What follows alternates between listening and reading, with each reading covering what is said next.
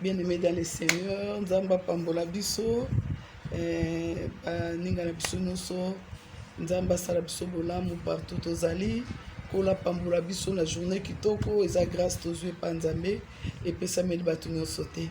Nzamba Ndimi Kopesa Biso Pe Mamutuya, Siko Nde Toyebi Valère Nango, Bosoto Banaye Komona Nango Kalukola Biti, mais ce qu'on te comprendre que Pema et le Kimbongo et le Kinyoso na valeur. Nzamba Sala Biso Bolamu. Na ina moi partage moko kitoko ko sepelisa biso à la rencontre du Seigneur. Ba moment boeza moment nzamba zozela tokuta na ye azana makambo alinga loba na biso pe azana makambo nene alinga réaliser na au travers biso. Yango to ko s'inspirer vraiment mikolo na ko s'inspirer mingi na Exode. Livre Exode, des livres moko ya mission. Nzambe azana mission banda e bande la création ti siko azo continuer na mission na ye alingi pa kota yo na kati ya mission wana po mokile kende tina suka lokumu na Nzambe etalisama. Exode chapitre 1er kuna bazolobela la pression oyo Israël azwaki pe ya mibale esclavage o bango bakendeki na Égypte banyokwami bakomi bawumbu ba esclave kuna na chapitre 1er nde bazotelesa biso pression nango pe esclavagisme nango. Na chapitre 2e tozomona naissance ya Moïse ndenge azalaki pe adopté ndenge akolaki na ndako ya Pharaon pe na suka ndenge nini abimaki na ndako ya Pharaon. Merci Nzamba zwa lokumu. Moïse a s'enfuir biso toyebi lisolo aki kobatela bapate ya beau-père na ye Jéthro o biso toyebi kuna salaki pe 40 ans. Mais par contre, pe ndaka Pharaon a salaki 40 ans, ti ayeko koma na 80 ans nde tokoyi na chapitre 3e. Ayeko koma na 80 ans nde ayeko sala moi elikambo ya kokutana na buso ardent azobatela bapate ya beau-père na ye Jéthro nde na kobatela bapate ayeko koma na buso ardent. Mais na kotala parcours à Moïse naissance na ye, na kotala parcours à Moïse na chapitre 2 na ndenge azalaki adopté na ndenge akolaki na ndenge akimaki na ndako ya Pharaon na 40 ans kesa na ndako ya Jéthro soki totali yango vraiment bien eza penda succès. Okotala yango bien eza succès. Akomi ti berger ya bapate ya beau-père na ye Jéthro na rang oyo batiaki ya leader eza penza succès. Eloko nini na ba place wana parce que premièrement Moïse a mis mon qui étranger. Tant à Botimo anaye a expliqué mon bien tant à Botimo ane Gershom. A PC comme Gershom a nous baké na zuye na mabela bapaya. Donc Gershom az étranger. Naza peine singoté ya ko bota mwana na mboka bapaya. Donc je suis un étranger. Yami balé et loko Moïse aninga biso il était un meurtrier. Donc ils appellent succès. Azalaki mutu moko abomaki mutu en plus un fugitif quelqu'un qui fuit la loi mutu azoki mamibeko ekoki ko réclamer lobby azoki ma pouvoir moko ekoki pe ko kanga lobby. Donc na kotalaka parcours à Moïse cela n'était pas du tout un succès jusqu'à 80 ans. Père du palais de Pharaon ou azalaki na pouvoir pour kanga ye azoko s'occuper na ba brebis ya beau-père na ye donc azo travailler dans entreprise à moto et c'est alors makambo wana nyonso ememi Moïse a se coller des étiquettes abeti étiquette na nzoto na ye abandi koloba je suis limité naza na lokote je suis limité je n'ai rien de moi-même naza na position te naza pe na non te donc naza fugitif moko boye naza na loko moko malonga te nde akomi ko bimba na tango wana na yebisi yo betiquette Moïse a se kolaki naza mwana moko mobile nazo kola na ba pays étranger naza travailleur moko ya entreprise moko ya papa moko boye betiquette wana e blokaki Moïse moyen akende liboso lisusu ezalaki te etengelaki Nzamba sala apparition na buisson ardent pour a interpeller ye nalingi na loba na mutu moko quel que soit les moments difficiles que tu es en train de passer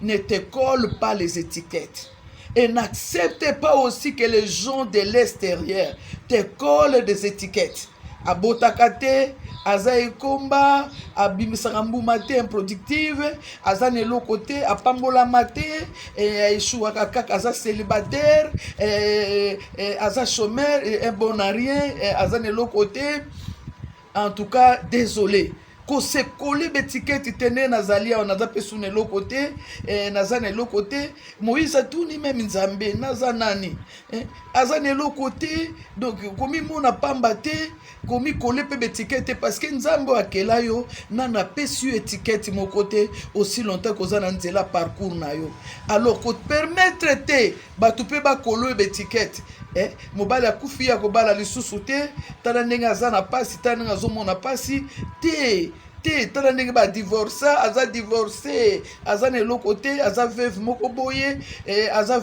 boye aza orphelin atanga te aza na chance ya kobonga na vie te. Ne te colle pas les étiquettes, n'accepte pas non plus que les gens te collent des étiquettes. Wana eza selon bango, mais ce n'est pas selon Dieu.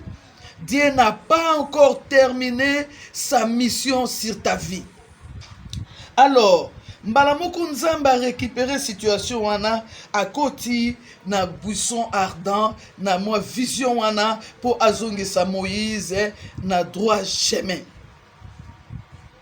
Nzete moko ezopela moto ezozika te na sauter place wana Moïse pitanga akutani na nzambe à solone na buisson ardent. Ce que j'ai aimé Moïse azongaki sous Moïse akalate buisson ardent na yo mamusuna ne kokite. Alléluia. Nanu pe komite à la rencontre du Seigneur surukuta na nzambe makambo changeaka. Ne te colle, n'accepte pas non plus que les gens te jettent des pierres. Toi, tu as de l'avenir. Le problème est que na nzambe makambo ko changer. À la rencontre du Seigneur, je veux dire, après les buissons, Moïse n'est plus resté le même. Bah changer bah titre. Il est devenu l'homme de Dieu. Asa sous berger, il a bréché traité. Après les buissons, l'homme de Dieu. Après les buissons, un faiseur de miracles. Ah waouh!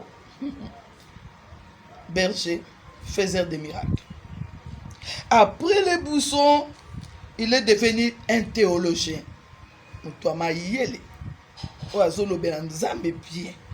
Après les buissons, babengi libérateur. Mutu azolongola bato na prise à diable, to na bumba satana, to na bumba égyptien.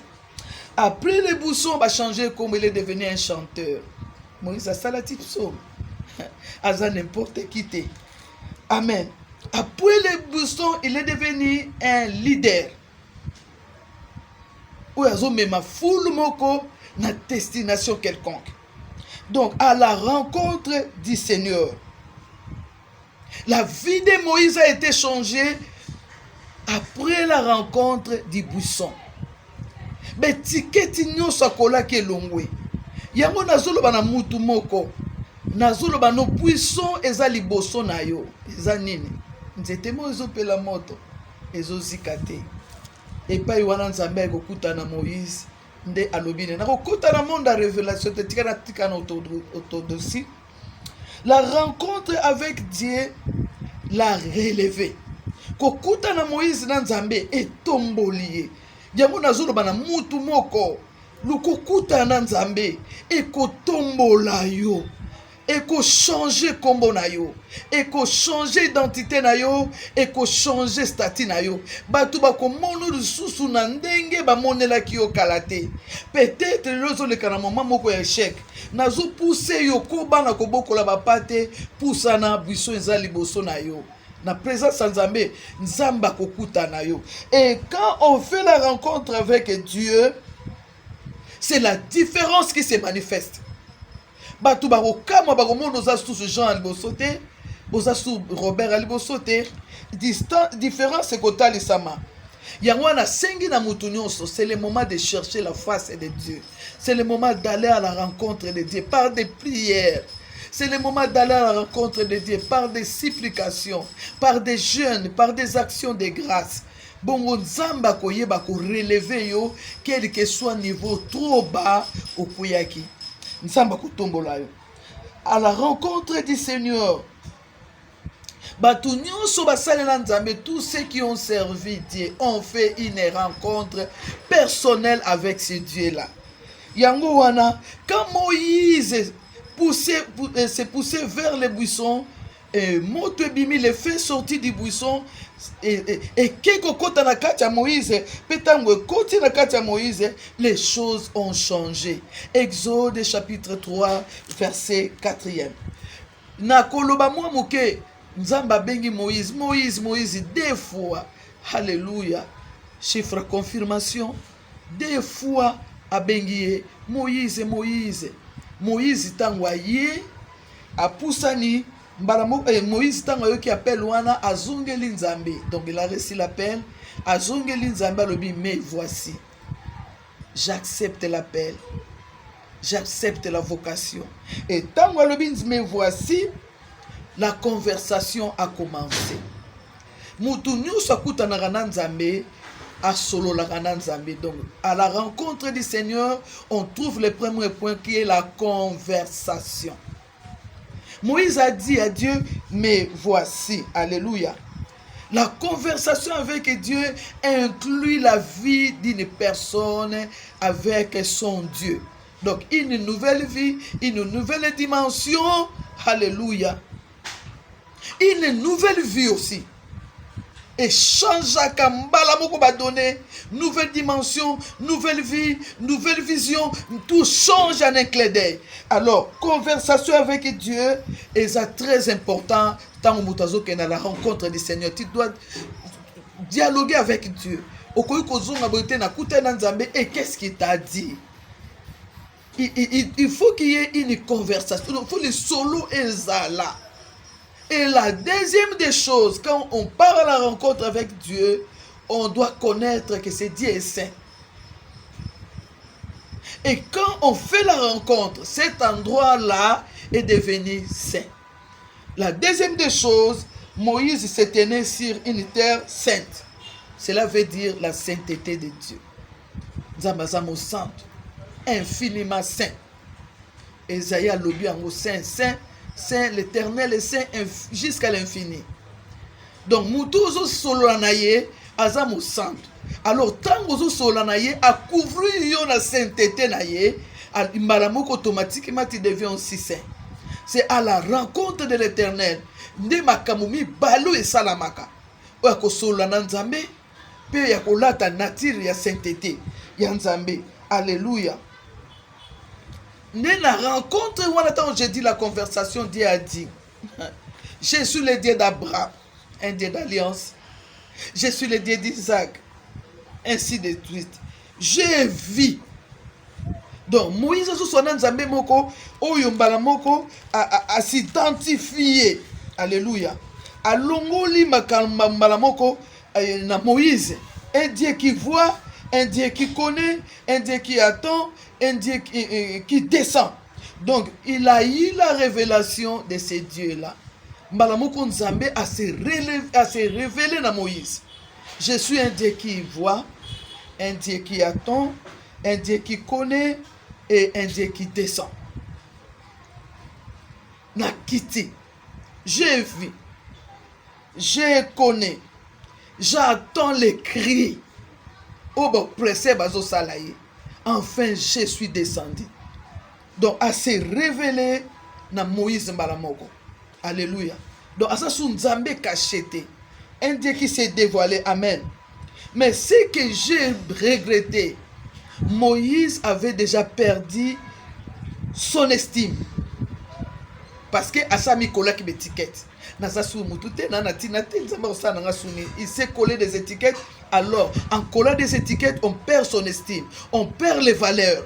Ma valeur nous sommes en kati na yo obungisi yango nazo senga na mutulo sazo landanga ko bungisa valeur te poza na passe ko bungisa estime na yo te ko bungisa considération na yo te ko bungisa honneur na yo te pona moment pasi ozo le kanango alobi na Nzambe qui suis-je pour aller vers Pharaon ate ba étiquette au sokola ki ozo kanga le longola yango oza mutu motuya ozosala partenariat na nzambe pe partenariat na nzambe eza pour la réalisation de grandes choses sur la terre pour étonner les gens de ce monde. Alléluia. Osa n'importe qui te mutu azosala partenariat na nzambe le créateur de toutes choses. Ce n'est pas n'importe qui. Amen. C'est pour cela Moïse étant à sali partenariat dans Nzambe a réalisé qu'il y a grandes choses en Égypte. Oh, étonnant qui monte. Alléluia. Formidable. Amen. Nzamba zana biti pona mutuno sona biso. Alors, il faut réaliser des grandes choses, des grands projets Nzambe. Oh, azul kasa na kati abatu. Et mbala moko Moïse akena combat na Pharaon, combat 10 rondes. Alléluia. Pharaon a bandi première ronde et simbité, deuxième ronde et simbité, troisième Moïse a bêté simbité, quatrième ronde et simbité, cinquième, sixième, septième, huitième, mais tango ekomi na suka. Alléluia. Pharaon a zana nous jeunes, azo sala combat na un vieux papa de 80 ans. Il y a 10 rondes. Alléluia. Mais tango ekomi 10e ronde, on a prise de finition. Un championnat de 10 rondes. Betena Moïse maboko pa ozo kangai. Alléluia. Bongo sikoyo ndeko na ozo kanga. Po bimanaka oyo zanango. Amen. Il faut bunda. Il faut qu'il y ait le combat. Combat yango wana de il faut qu'il y ait des combats. Nzamba racheta biso. Dieu nous a racheté à un grand prix entre les mains du diable.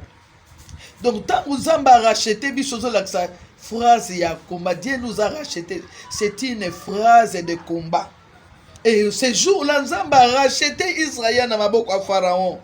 Et ça m'a combat. Amen. Nous avons bengi Pierre. Pierre a zo kima. Azana pêche miraculeuse. Nous avons bengi pêche miraculeuse. Nous avons bengi azokima nzamba robine non Pierre asalaki pécheur na pêche miraculeuse nzamba robi je ferai de toi un pécheur d'homme tika kokima nazana besoin na yo na dingi na sano makaminene na ministère toza nango toza na ministère à combat pour la lobby combat les bons combats jusqu'à garder la foi. Pour la bakisi ba comment toza nango Éphésiens chapitre 6. Et ce n'est pas un combat charnel. Même Jean 10, il dit, Jésus a fait face à la mort. Les voleurs ne viennent que pour détruire, dérober, égorger. Jean 10. Mais le Fils de l'homme est venu pour donner la vie. Un combat qui est là. Voleur a tout détruit, il a dérobé. C'est maintenant le Fils de l'homme vient pour remettre en ordre. C'est un combat. Jésus a fait un combat face à la mort, face aux démons, face aux maladies, face aux infirmités, surdité, face à la tempête, même à la croix. Il a définir comment, il a décrit comment il a croix et il est sorti victorieux. Alléluia. Ennemi a kanisa nini que Jésus a échoué. Yesu a échoué kate. Mutozo sa ne partenariat. Ozo kutana yeza pona ba réalisation ba grand projet. Yango na loba na mutu moko na tonga lelo pona kene ko sukisa pona zwa temps ebelete. Alléluia. Bitumba na yo na Nzambe ezali victoire. Yangwana il faut que na rencontre nzambe nzamba zana makambalinga yebisayo.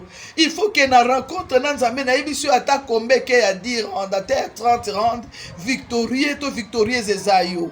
Nzamba zana makamba kolomano zana ba secret ko révéler yo yami balé à la rencontre du Seigneur couvrir à sainteté nzambe ko couvrir yo pe okobanda vie moko asika Dieu va te relever okokweya na position kitélité.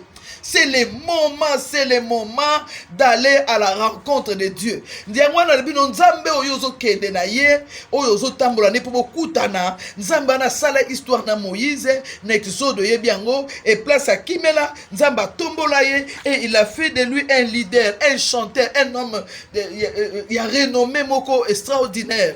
Batu bandima ye petit lelo azo continuer na biso. Les libérateurs Israël azobetele maboko ti lelo. Job epé. Alléluia. Alekaka pe na bepreuve yango ndenge lisesa yango ezolobela. Alléluia. Mais akokaka te. Yesu aloba na Pierre, Satan t'a réclamé. Angaka kribe yo anyokola yo, mais nga na pekisi ye. Yango nazo senga na mutu nyonso. Kende na rencontre Nzambe, okokoma mutu ya renommé, okosala besploit na vie na yo, okotika ba trace, kotika na position za nango lelo te, kotika la pe na betiquette ozo se kolete. Est-ce que vie nange ko changer? Ozo vivre na ba est-ce que ezaya yo te? Va à la rencontre du Seigneur. Nzamba soit quand même ba berger ba toi c'est à couper son valeur na mi soit batu au petit qui peut histoire na sena moyo. Yangwa zolo banayo à la rencontre du Seigneur tout est pourvu. Nyo se bongi sama pe okotika bilembo na sena moyo. Alléluia. Tika moto na Nzambe e bime kota na kati ya vie na yo et affecter vie na yo makambo changer makambo asika e banda. Combat d'Ironde, partenariat ko sa Nzambe eza pona besploit. Bato basala besploit tuna bango na nzela Nzambe bakoyebisa yo. Bavanda pembe na Nzambe, basala ba rencontre personnelle na Nzambe, Nzambe sa révéla na bango pe basala mikamine. Na zo se rappeler une fois avant la banda na ministère, Nzambe ye kokutana na ngai. Alléluia. Tangu Nzambe ye kokutana na nga ramana shikera baba. Alobelinga makambo na kokoy koloba.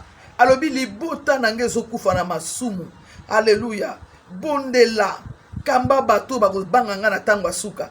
Na ndimisa makike to kozana tango asuka parce que Nzambe alobai na ngai. Préparenga basala Nzambe o bakobanga ngai. Na tango asuka na kotina bango travers le monde. Nzambe aza na mission na mokili alingi yo pokota na mission asala no alliance. Nzambe asala bolamu, Nzambe asala no alliance amemo musika bokende bosala ba réalisation ba grand projet. Monde eza na posa na yo.